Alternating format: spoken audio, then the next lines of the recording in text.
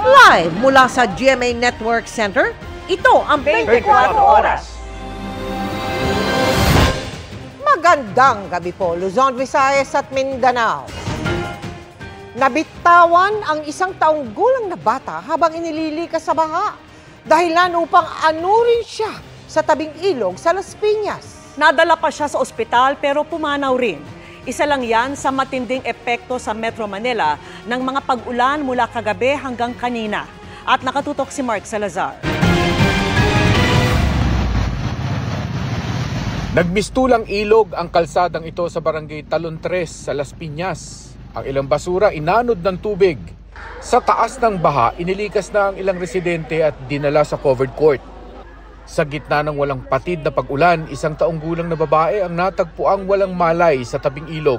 Mayroong isang lalaki na tumatakbo papunta rito at binigay sa akin yung isang bata at ang kanyang declaration is nalunod daw. So habang nire-revive namin siya ay dinadala na rin namin sa hospital. Possible po hindi po taga Barangay Talon 3 yung bata na inanod lang talaga. Agad din siyang dinala sa ospital pero tuluyan ng nasawi ayon mismo sa kanyang ina.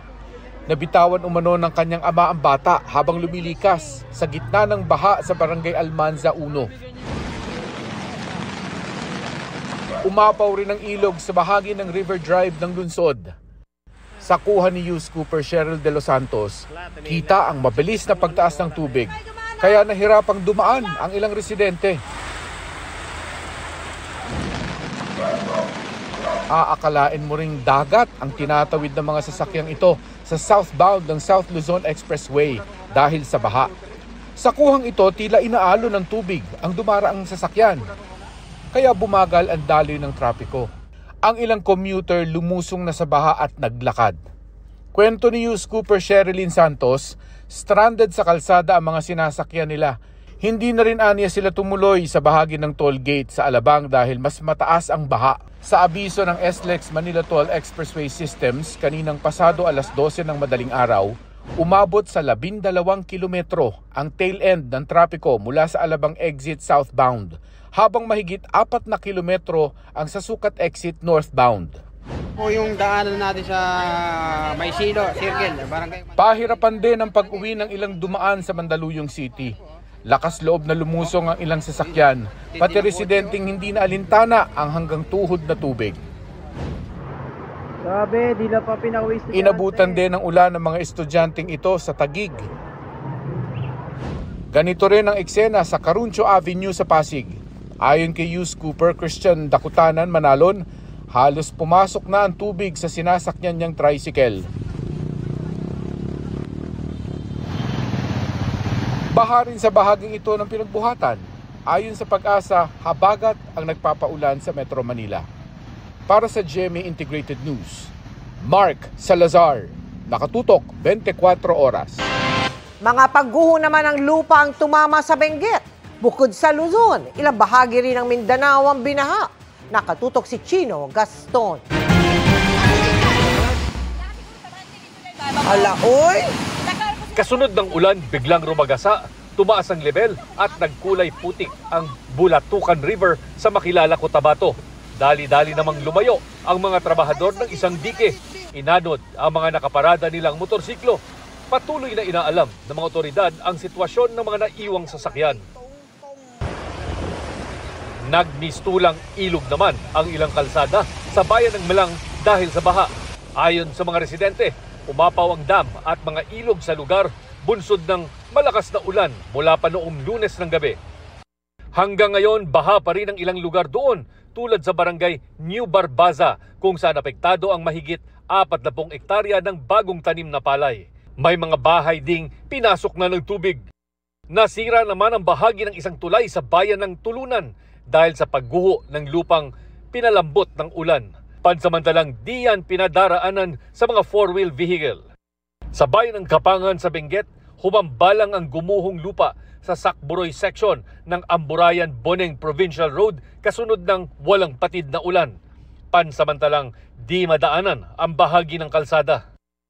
Malalaking bato naman ang nagbagsakan sa gilid ng bundok sa sitio Kabuyaw sa bayan ng Tuba. Sa ngayon, isang lane lang ang nadaraanan dahil sa pagguho pero magsasagawa na roon ng clearing operation. Malalakas na hangin at ulan naman ang namerwisyo sa Bungaw, Tawi-Tawi kahapon. Bumaha rin sa ilang kalsada roon.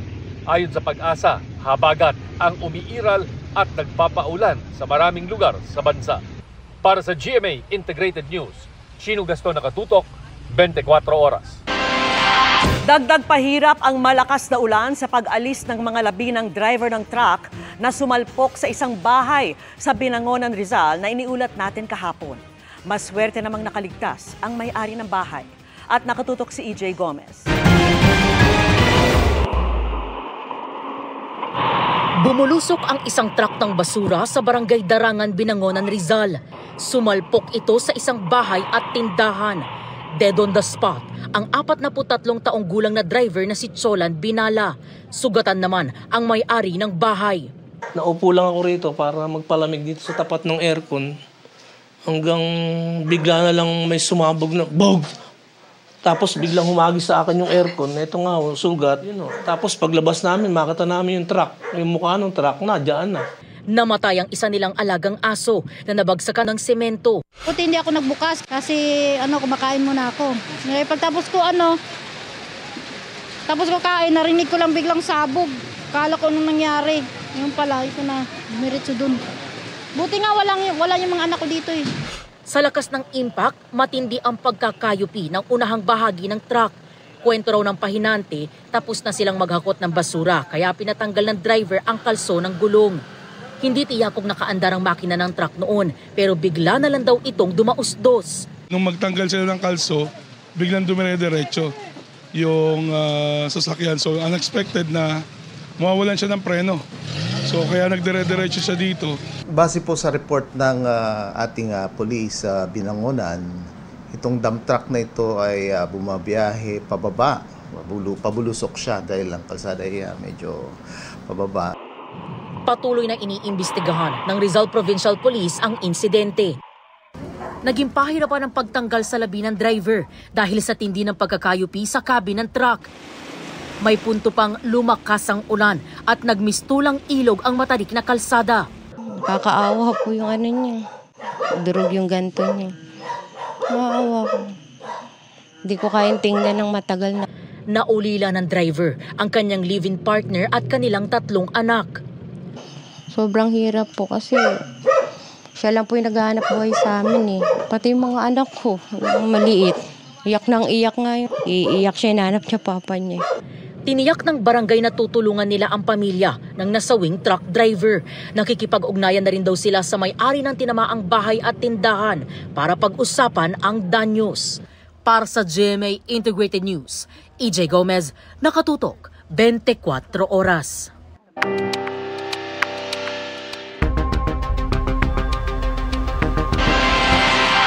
Handa na ang Philippine Coast Guard sakaling ipag-utos ang pagsisid sa Taal Lake kung saan umano itinapon ang labi ng mga nawawalang sabungero ayon kay Dondon Patidongan. Pero sa lawak at lalim ng lawa ng Taal, magiging pahirapan umano ang paghahanap sa mga labi. Nakatutok si Ian Cruz.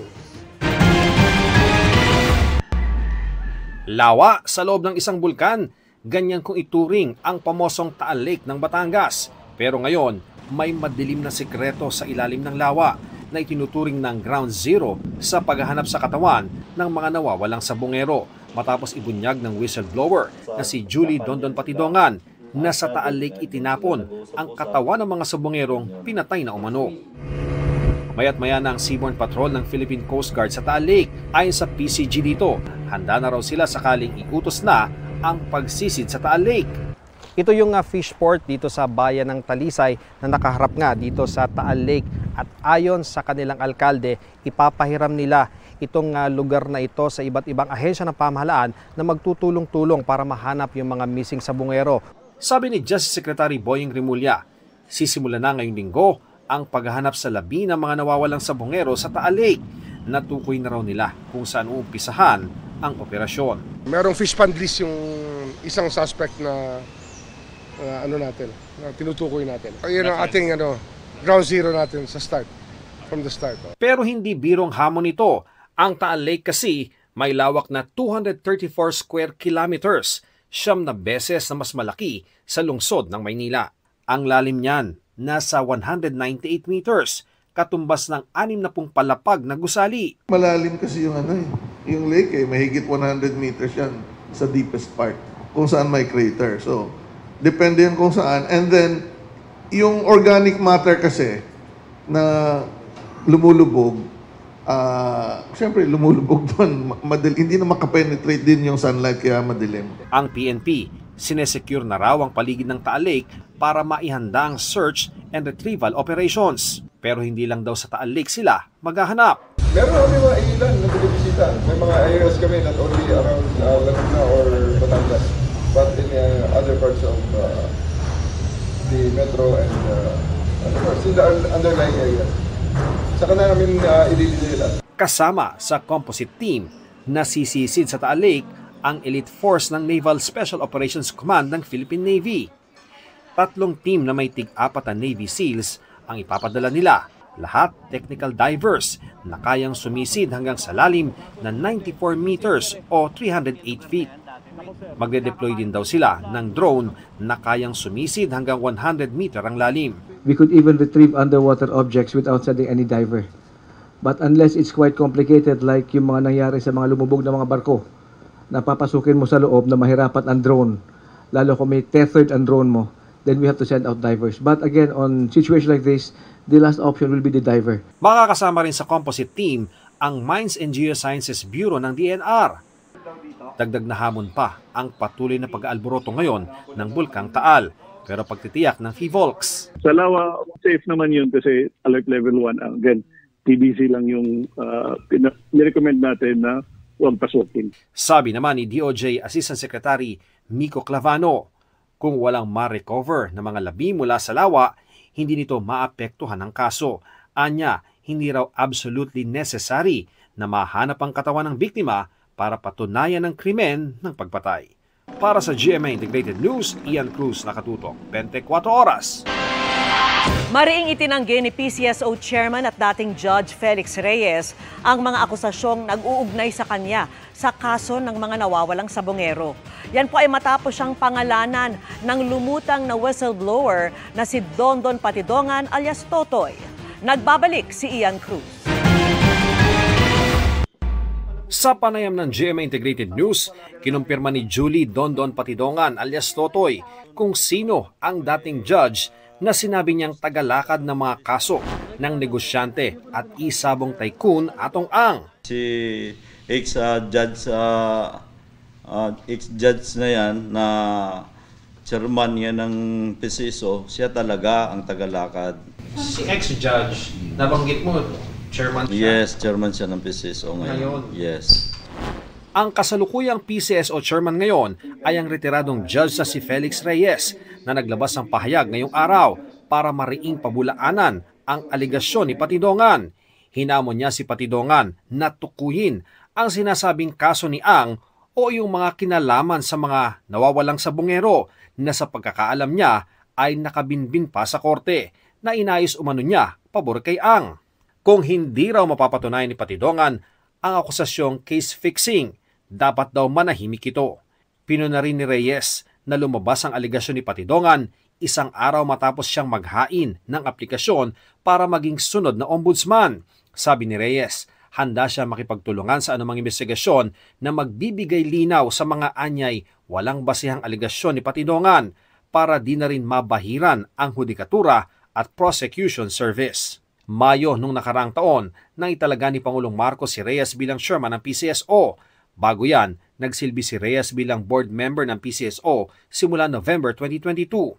Naging presiding judge o acting judge naman siya sa Regional Trial Courts ng Taguig, Lipa, Calamba at Marikina mula 2006 hanggang 2021. Nagpaliwanag naman si Patidongan kung bakit niya tinukoy si Reyes. Judge, pasensya ka na binanggit ko yung pangalan mo. Ito naman talaga ang totoo. Alam mo naman na ito si Mr. Atong Ang. Buhay ko na ang gusto niya mawala. Hindi lang buhay ko, buong pamilya ko gusto niyang ipapatay. Kaya ako, inililigtas ko lang yung sarili ko. Pasensya na kayo na nasabi ko yung mga pangalan nyo dito. Sinusubukan pa rin ng GMA Integrated News sa makuha ang panig ni Ang. Para sa GMA Integrated News, Ian Cruz, nakatutok 24 oras. Para iwas disgrasya, lalo na ngayong tag-ulan, pinagtatanggal ang mga nakalaylay at salasalabat na kawad sa isang bahagi ng Binondo sa Maynila. Kailangan na rin ng permit mula sa Meralco kung may gustong ikabit na kable sa Maynila. Nakatutok si Dano Tingkungko. Dahil sa bigat ng mga kable, kung kaya ala dominong nagsibagsak ang 9 na poste sa bahaging ito ng Binondo, Maynila noong 2023. Para mapigilang maulit ang insidente na ikinasugat ng 3, nakipag-ugnayan ng Manila City Hall sa Meralco para alisin ang spaghetti wire sa bahagi ng Yuchenko Street sa Binondo pa rin. Ayon sa Meralco, mula pa Abril ay hindi na bababa sa 2,000 kilo ng kawad na hindi na magamit ang nakuha nila sa lugar. Pag tag-ulan, nandiyan din yung possibility ng power outages brought about by inclement weather.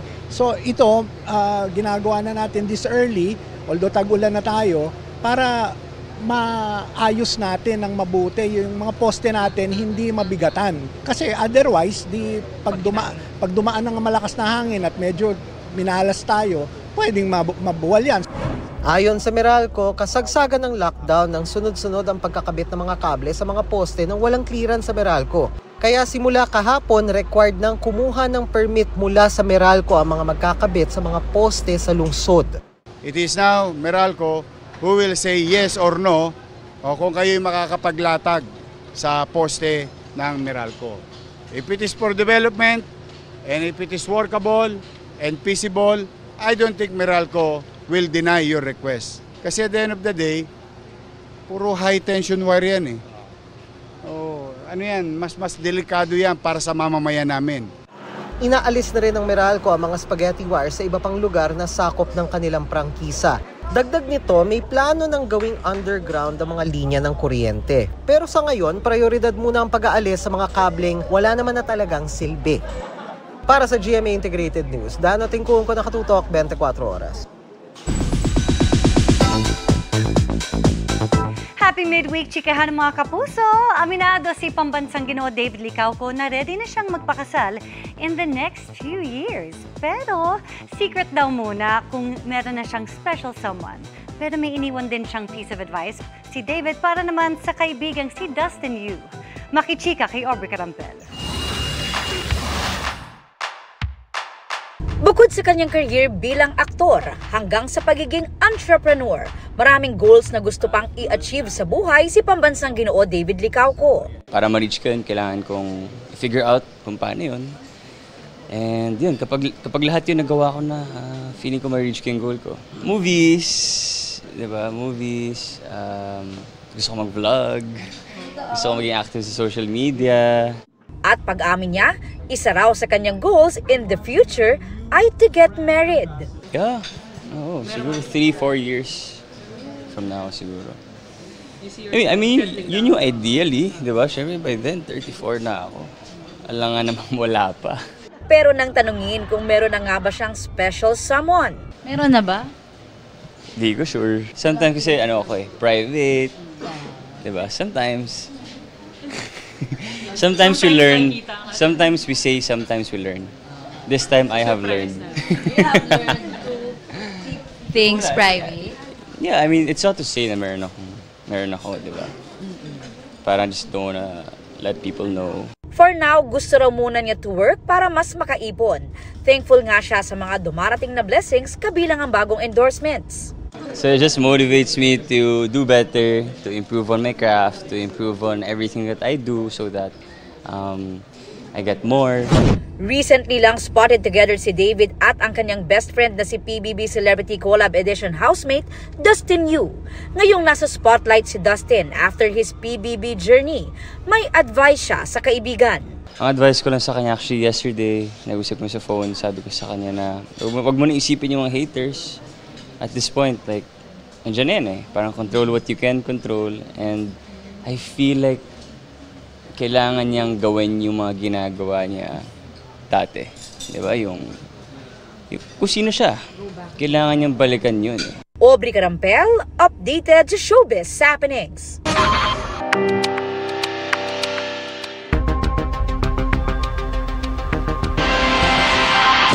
Bukod kay Dondon Patidongan, isa pang posibleng testigo sa missing sa Bungeros case ang nagparamdam ng maghahayag ng mga nalalaman ayon sa National Police Commission. Nakatutok si June Veneracion. Kasunod ng paglantad ni Dondon Patidongan alias Totoy, isa pang testigo ang nagpadala ng feeler kay National Police Commission Vice Chairman Rafael Calinisan para maglahad din umano ng nalalaman sa kaso ng mga missing sa Bungero. Mukhang malalim yung gustong lumapit eh. Mukhang malalim. So let's see. Sana nga matuloy. Very interesting yung story, in fact. Yung umabot sa aking feeler. Inaasahang makatutulong ito kung tugma sa mga naunang sinabi ni Patidongan. Malupit yung sustansya niya. Yun na lang. Mahalaga, syempre. Anyone who builds on the story of another, anyone who corroborates, I think builds on the credibility of that witness. Bukas naman ng pulisya na makipagtulungan sa investigasyon ang ilan sa 15 pulis na idinawit ni Patidongan at nasa restrictive custody. That's one of the directions that we can take. If some of them will volunteer to be state witnesses or they've decided to, but even without that, we can solve this case even without the cooperation of the suspect. Lieutenant Colonel ang may pinakamataas na ranggo sa 15 pulis. Pero sabi ng NAPOLCOM, ayoko magsalita ng tapos na Lieutenant Colonel lang. Kasi sa karera, simulang-simula pa lang ito eh. At let's just say, kung ikaw naman ang nag-iimbestiga dito, mapapaisip ka eh. Doon lang ba ang level na yan? Di ba kaya meron pang mga involved dyan? Patuloy na nananawagan ang Justice Department sa iba pang sangkot at pinangalanan sa kaso na makipagtulungan. Marami sa kanila ang lumutang na, aniya. There are other people who are actively getting in touch with the DOJ now who want to clear their names or who wish to cooperate. Para sa GMA Integrated News, June Veneracion, nakatutok, 24 oras. Tila may peking testigo umano sa kasong hinaharap ni dating Pangulong Rodrigo Duterte sa ICC ayon kay Vice President Sara Duterte. Ang basehan niya ang nabasang salaysay ni alias Rene na nakasama nito sa isang safe house ang ilang tetestigo sa ICC. Nakatutok si Marisol Abdurrahman.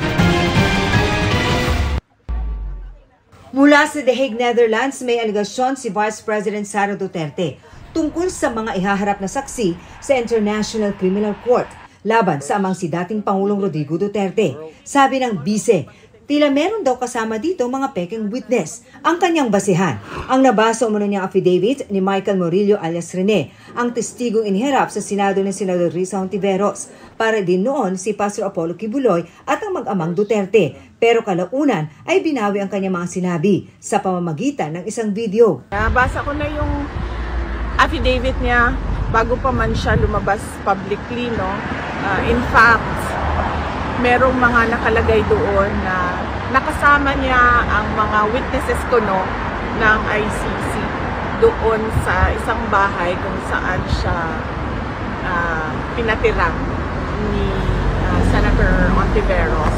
Sinabihan ko din ng lawyer ni President Duterte no, na meron nga gano'n na statement yung witness against Pastor Kibuloy na ngayon ay nagsasabi na hindi totoo yung mga sinabi niya. Sinabi niya na nakasama niya sa tirahan mga witnesses ng ICC. Aligasyon ni Murillo, binayaran umano siya noon para humarap sa pagdinig ng Senado, kaugnay ng mga pang-aabuso umano ng pastor. Sabi ng bise, seryoso ang aligasyon, kaya dapat daw maghain ng kaso si Murillo. It should be answered, no? Clearly kung ano ba talaga ang nangyari, and kung sa tingin ni alias Rene na dapat siya ay mag-file din ng kaso, ay dapat gawin niya din yon para nasasabi niya yung totoo sa loob ng korte at nakakasagot din ng maayos yung mga akusado sa loob din ng korte. Sa isang pahayag, sinabi ni Hontiveros na pinaninindigan niya ang kanyang mga sinabing kasinungalingan ang mga sinabi ng Murillo sa video. kung meron daw bagong affidavit si Murillo na naglalaman ng mga kasinungalingan laban sa kanya at mga biktima ni Kibuloy, sa tingin niya maaari siyang kasuhan ng perjury. Gusto rin malaman ni Hontiveros kung paano nakuha ni VP Sara ang salaysay ni Murillo bago pa ilabas ang kanyang video na tinawag niyang fake news. Para sa GMA Integrated News, Marisol Abduraman, nakatuto 24 oras. Alamin po natin ang magiging lagay ng panahon at kung hanggang kailan ang malalakas na ulan. Makakasama natin ang weather presenter ng GMA Integrated News Weather Center na si Amor La Rosa. Amor. Salamat Vicky. Mga kapuso, posibleng maulit pa rin po yung mga pag-ulan sa ilang bahagi ng ating bansa ngayong gabi at sa mga susunod na araw.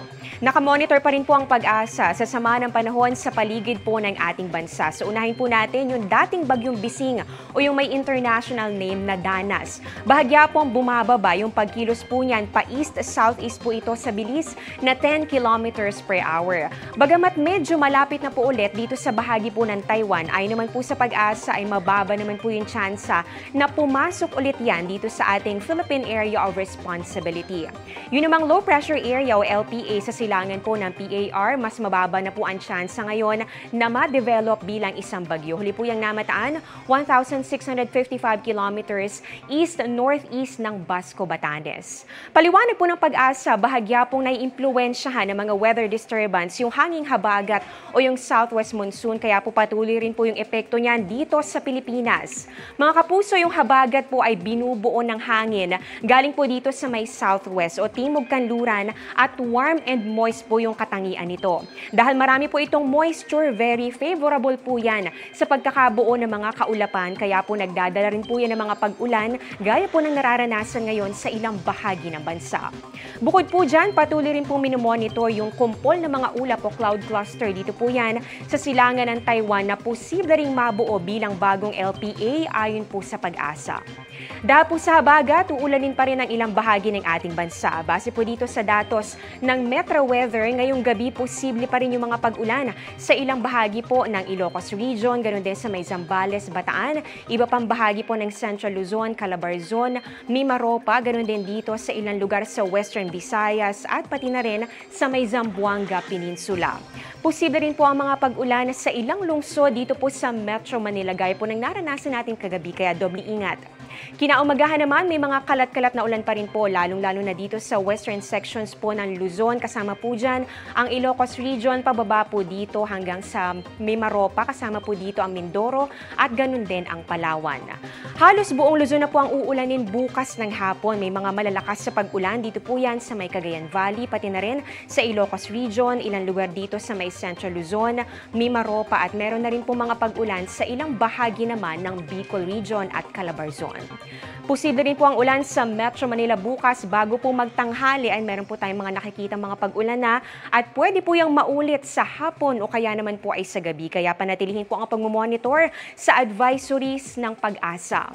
May mga pag-ulan din po sa Visayas at Mindanao bukas. Ayun po meron po tayong nakikita lalong-lalo na po pagsapit ng hapon. Posible po yung mga malalakas na ulan dito po yan sa Western Visayas, Negros Island Region at malaking bahagi po ng Mindanao. Nakikita po natin meron po mga heavy to intense rains na posible pa rin pong magdulot ng mga pagbaha o pagguho ng lupa. At para po sa mga nagtatanong hanggang kailan nga ba itong mga pag-ulan, ayon po sa Pag-asa, posible pong maranasan pa rin natin ang epekto ng habagat hanggang sa Biyernes. Pero patuloy po natin yang imomonitor. Yan muna ang latest sa lagay ng ating panahon. Ako po si Amor La Rosa para sa GMA Integrated News Weather Center. Maasahan anuman ang panahon. Hanggang bewang naman ang baha sa ilang lugar sa Bacoor, Cavite sa lakas ng ulan kagabi. May residente pang nakagat ng daga. Nakatutok si Jomer Apresto. Hindi na gaano kalalim ang baha sa Mambong 4 sa Bacoor, Cavite pasado alas 2 ng madaling araw kanina. Pero umabot hanggang bewang ang lalim ng tubig rito kagabi kaya hindi nakadaan ang mga sasakyan. Ang naka-e-bike na ito, nag-aalangan pang dumaan kahit hindi na ganon kalalim ang tubig. Naabutan naman namin ang tricycle driver na si Tonton na nagkawang gawa ng magtanggal ng mga nakabarang basura mula sa drainage. Kasi barado na po para mabilis po bumaba yung tubig. Ang 32 years old naman na si Jomar, nakagat ng daga kagabi. Naninigarilyo ako dito. Kinagat na lang ako bigla. Laki ng daga eh. Lumalaban sa tao eh. Agad naman daw siyang magpapaturok ng anti-rabies. Sa kasagsagan ng baha, naabutan din namin ang lalaking ito na may napulot pang plaka ng sasakyan. Madalas raw mayroong nalalaglag na plaka dito lalo kapag mataas ang baha. Isinasabit naman nila ito sa poste para agad makita ng mga may-ari ng plaka. Napasilip pa ang lalaking ito dahil nalaglagan din daw pala siya ng plaka kagabi. Pero bigo siya na makita ang kanyang plaka. 10 PM po, mga hanggang bewang po yung baha simula dito. So, alam ko kaya naman ang pick-up ko eh. Kaya dinaan ko siya. And all of a sudden, pag-uwi ko ngayon, napansin ko wala na yung harapan na plaka ko. Sabi ng mga residente, matagal na nilang problema ang baha sa bahaging ito ng Mambog Road. Kaunting ulan lang kasi, mabilis na tumaas ang tubig. Kaya ang karamihan ng mga residente rito, naglalagay ng mga sandbag sa labas para hindi pasukin ang loob ng kanilang bahay. Bukod sa Mambog, mataas rin ang baha sa bahagi ng Bayanan Road kung saan nag-aalangan dumaan ang mga motorista. Para sa GMA Integrated News, Jomer Apresto nakatutok, 24 oras. Isang dinarayong beach sa Zambales ang mayaman sa natural hydrogen gas. Ayon sa isang pag-aaral, kaya naman maaari itong magamit sa produksyon ng kuryente. Nakatutok si Sandra Aguinaldo. Dahil sa ganda ng tanawin, madalas dayuhin ang Nagsasa Beach sa San Antonio, Zambales lalo na kapag tag-init. Pero kamakailan ay dinayo rin ito ng ilang researcher para sa native hydrogen ayon sa Department of Energy. Lumabas kasi sa pag-aaral ng mga eksperto na may mataas na natural hydrogen gas sip sa San Antonio na magagamit sa produksyon ng enerhiya. Binisita rin ng researchers ang Pangasinan. The DOE technical team conducted field assessment in the Mangatarem Hot Spring in Pangasinan and the Butulan Hot Spring in Nagsasa Sips in Zambales. Paghahanda rin ito lalo't inaabangan ang pagpirma ni Pangulong Marcos sa service contract para sa native hydrogen exploration na bahagi ng paghahanap ng mapagkukunan ng kuryente sa bansa. Sa parehong press conference ng Energy Department ay tinanong din kung meron bang kartel sa oil industry sa bansa. Bagamat aminadong halos pare-pareho ang mga oil price adjustment ayon sa Energy Department. If you look at some of the computation ng mga oil companies, pare-pareho yung adjustment because isa lang yung tinitignan natin, yung benchmark natin, the mean of Platts Singapore for the finished petroleum products and Dubai crude. I would not say that there is no cartel. Who they are, that is something to confirm. I do believe that there are still players na hindi pa playing according to the rules. There are still distortions in the reporting. Para sa GMA Integrated News, Sandra Aguinaldo, nakatutok 24 oras.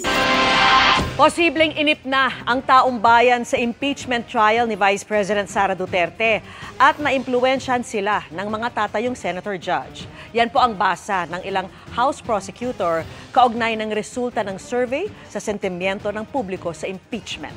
Nakatutok si Tina Panginiban Perez. 2 punto ang lumabas sa pinakahuling non-commissioned survey ng social weather stations. Una, mas marami ang 42% na hindi sang-ayon sa impeachment complaint kumpara sa 32% na sang-ayon.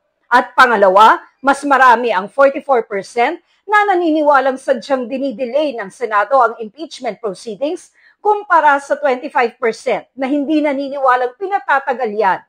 Paniwala ng isang House impeachment prosecutor, posibleng naiinip na ang taong bayan at naiimpluwensyahan ng mga sinasabi ng ilang senator judge. I think with our interpretation of the word forthwith, medyo na-frustrate ang ating mga kababayan that we did not proceed right away to trial. Hindi natin po pwedeng panghawakan yung survey na yan dahil napakadami pa rin talagang undecided at gustong makita kung ano talaga yung nilalaman na ebidensya. Ayon sa ilang kongresista, anuman ang resulta ng survey, kailangang idaos pa rin ang impeachment trial.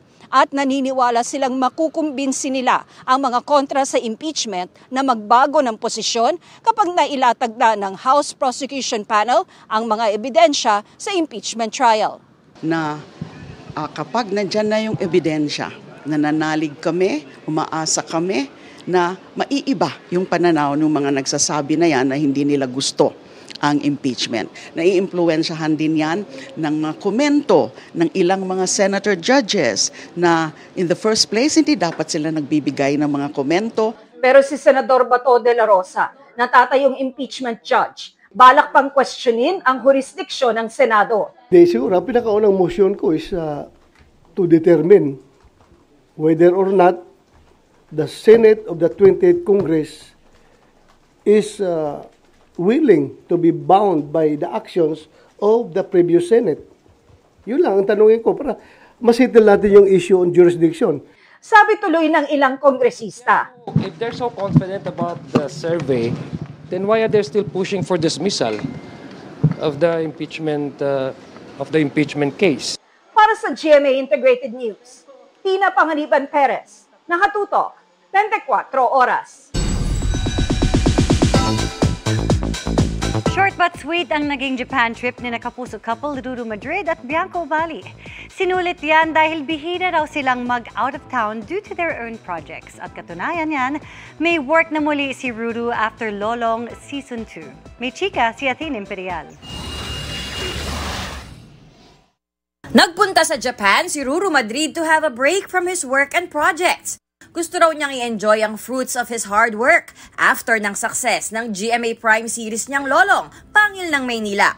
Ginrab na rin daw itong opportunity ni Ruru para makapag-quality time with girlfriend na si Bianca Umali na nooy nasa Japan din for work. Bitin kasi parang sumunod lang ako kay Bianca doon, parang nag-extend siya for 3 days. So 3 days na ako nasa Japan. Sobrang nag-enjoy pa rin kahit papano because it's my first time din na maikot ang Osaka. So nakapag-Dotonbori kami, kumain ako ng mga ilang beses sa ramen. Siguro yun naman din talaga pagka nasa Japan ka food trip, di mo talaga isipin yung diet. Pagbalik naman sa Pilipinas, back to work agad si Ruru. Thankful ang Sparkle actor sa tiwala ng long-time brand collabs niya. So it's been 10 years at parang every year laging nadadagdagan yung pagmamahal at tiwala nila sa akin. Ito naman din talaga yung gusto kong dalin, like kahit saan ako mapunta. To represent our country, mahalin yung sariling atin, love local. Athena Imperial, updated sa Showbiz Happenings. Naghain ng reklamong cyber libel sa DOJ si Senadora Risa Ontiveros laban sa 6 na personalidad na anyay nagpakalat ng mapanirang video ni alias Rene. Sinampahan din ng reklamong cyber libel si Michael Maurilio na nagpakilalang alias Rene. Sinabi noon ni Maurilio na tinakot at binayaran umano siya ng senadora para tumestigo laban kina dating Pangulong Rodrigo Duterte, Vice President Sara Duterte at Pastor Apollo Kibuloy. Itinanggi ni Ontiveros na binayaran si Maurilio at sinabing si Maurilio ang nag-alok na tumestigo kaugnay ng umano'y pang-aabuso ni Kibuloy sa ilang miyembro ng kanyang religious group. Ayon kay Attorney Ferdinand Topacio, hindi muna siya magkokomento hanggang hindi formal na natatanggap ang summons kaugnay ng reklamo. Hindi pa niya nakita ang kopya ng complaint. Sabi naman ni Banat Bay, ginagamit ng senadora ang libel laban sa mga kritiko. Tinawag naman ni Tio Moreno ang hakbang bilang legal harassment at bullying. Habang si Ka Eric Celis, tinawag itong pag-atake sa free speech at freedom of expression. Sinusubukan pa po naming makuhanan ang pahayag ng iba pang respondent sa reklamo ni Ontiveros. Target ng Administrasyong Marcos na wala nang babayarang kontribusyon ang mga PhilHealth beneficiary. Ayon kay Pangulong Bongbong Marcos, tinatrabaho ng gobyerno na dahan-dahang mabawasan ang kontribusyon ng mga miyembro hanggang sa maabot yan. Palalawakin din niya ang coverage ng PhilHealth. Sinabi yan ni Pangulong Marcos kanina sa okasyon ng pamamahagi ng mahigit 300 patient transport vehicle na pinondohan ng 1 bilyong piso ng PCSO. Pag naayos natin ang ating ekonomiya na mabuti at kaya na natin, ay kaya naman siguro natin, wala nang kontribusyon ng pasyente. Siguro yung kagaya sa ibang lugar na nakikita ko, na nasubukan ko, administrative cost lang. May sapat ng bilang para manatiling Senate President si Senador Chis Escudero batay sa pakikipag-usap ng GMA Integrated News sa mga magkakaalyadong senador. Kabilang dyan ang ilang maka-Duterte at ilang tumakbo sa ilalim ng senatorial slate ng administrasyon nitong eleksyon. Nakatutok si Mav Gonzalez. Naghayag ngayon ng suporta para kay Senador Chis Escudero ang tinaguriang Duterte Bloc sa Senado para manatili siya sa pwesto, ayon kay Senador Bato de la Rosa. Nakapag-commit na kami. I don't know kung nakapirma na yung iba. Ay kayo, sir? Ako, nakapirma na ako. I don't know kung nag-usap na sila personally, pero in principle, kami, Duterte Bloc, napag-usapan namin, we are inclined to support Senate President Chis Escudero. Bukod kay De La Rosa, kasama rito sina Senador Bongo, Robin Padilla, Rodante Marcoleta, Amy Marcos at magkapatid na Mark at Camille Villar. Batay sa aming pakikipag-usap sa mga magkakaalyadong senador, lumalabas na para rin kay Escudero ang magkapatid na sina Alan Peter at Pia Cayetano, magkapatid na JV Ejercito at Jinggoy Estrada, at magkapatid na Erwin at Rafi Tulfo. His stand towards impeachment is not a factor to our decision in choosing him as our Senate President. Ang pinaka-big factor dyan na nakikita ko lang talaga is yung pagka-open niya. Nakikinig siya. Pag impeachment na ang pinag-usapan, kanya-kanya kami ng decision dyan. Ito namang sa leadership, nag-usap kami ng mga kasamahan ko sa partido na we will vote as one, as a block, no? Yung una 4 kami, naging 5, naging 7. Kung sino yung makakatulong sa mga pagsusulong ng mga programa na makakatulong sa mga mahirap. I think hindi lang siguro nagpapatawag si SP Chis ng caucus as a whole, no, the body as a whole, but I think he talks to them as blocks or as groups. Kung tuloy ang kanilang pagsuporta kay Escudero hanggang sa magbukas ang sesyon, meron ng 13 boto si Escudero o mayorya. Pero tuloy pa rin daw sa pangangampanya para kay Senador Tito Soto ang kanyang grupong Veterans Bloc na binubuo ng 5 senador.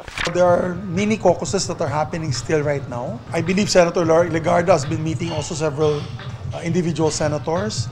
Senator Soto as well and Senator Ping Lacson are meeting individual senators. It's a slow process, but eventually we'll never know. On the 20th of July, we'll see what happens. Hindi pa malinaw kung para kanino ang ibang senador, pero nababanggit ang mga pangalan ni na Senador Kiko Pangilinan at Bam Aquino sa mga magkakaroon ng komite kung mananatili sa pwesto si Escudero. Nang aming tanungin, sinabi lamang ni Pangilinan na hintayin na lang ang pagbubukas ng 20th Congress habang wala pang tugon si Aquino. Si Senador Risa Ontiveros na nangampanya para kina Pangilinan at Aquino noong eleksyon, sinabing mananatili siya sa oposisyon. Hindi ako na-hurt, basta patuloy akong maninindigan. Kung ang bawat isa sa amin ay may sariling diskarte, ako rin naman po, basta nakatutok pa rin ako doon sa layunin na palakasin yung oposisyon, hindi lang sa loob, pati sa labas ng Senado. Nababanggit din ang pangalan ni Senador Win Gatchalian sa mga mabibigyan ng komite. Hinihingan pa namin siya ng pahayag. Para sa GMA Integrated News, Mav Gonzalez, nakatutok, 24 oras. Mabilis na chikahan tayo para updated sa showbiz happenings. Layag na layag ang Wilka shippers nina Will Ashley at Bianca De Vera sa outside world. Ang kanilang TikTok entry na ipinost ni Will may 12 million views na at 2 million likes. Kuha ang video niya nang magbalik bahay ang housemates para sa kanilang Thanksgiving party. London workation mode on ang Juliver. Ilang tourist sites ang hindi pinalampas ng couple sa kanilang trip sa London, kagaya na lang ng Big Ben, Buckingham Palace at Stonehenge. Naroon ang Juliver para sa London Barrio Fiesta 2025. Wow! A sweet birthday surprise ang inihanda ni Max Collins at Pancho Magno para sa kanilang baby boy na si Sky. Sa post naman ni Max, mala cowboy look ang birthday boy habang binablow ang kanyang cake.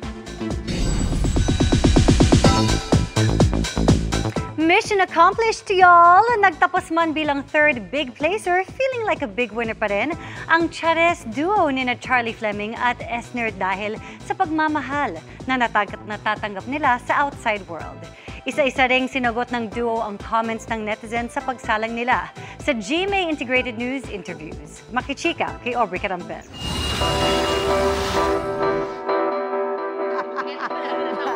Hi, y'all! Atake! Ang energy ng Chares duo ni na Charlie Fleming at Esner nang sumalang sila sa GMA Integrated News interviews.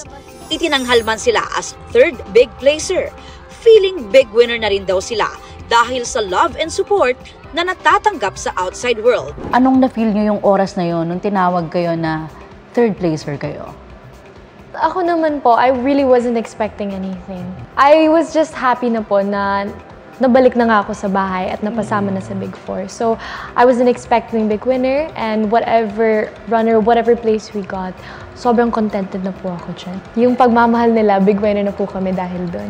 Marami pong big winner material po sa amin. Kaya, on that night, hindi po ako nag-expect. Pero syempre, there's the hope na kasi sobrang lapit na namin, ganyan. Super happy sa mga natatanggap na mga reactions po ng mga tao. Kasi somehow, super na-appreciate po namin yung mga taong niroot po talaga kami na maging big winner. Isa raw marahil sa kanilang PBB journey highlights ay ang Tapatan Challenge with the evicted housemates.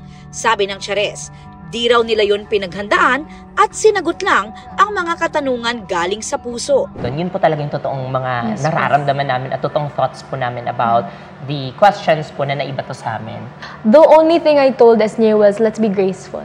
Let's handle it with grace. Na hindi kami mag-iinsulto on whatever emotions we will feel. I'm proud of us. Kasi even if we've raised our voices to be heard, we've never given an insult to each and every one of them kasi we still handled it with love po. Sinagot din nila ang ilang puna tungkol sa kanilang naging PBB journey.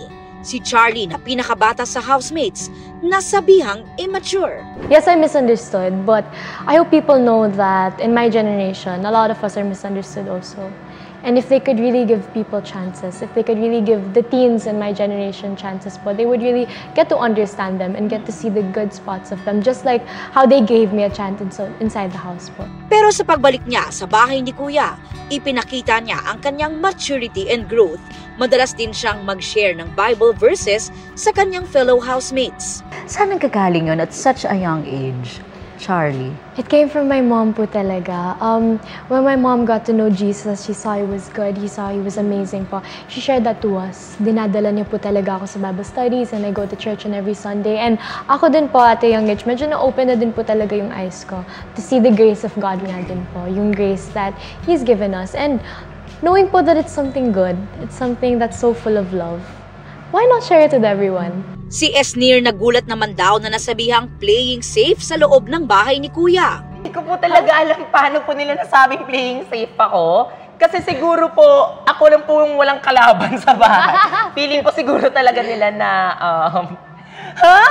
Hindi, kasi po yung, ako, kilala po talaga ako na nag-bring ng light sa house. Yes. At yun po yung pinakauna ko po talagang...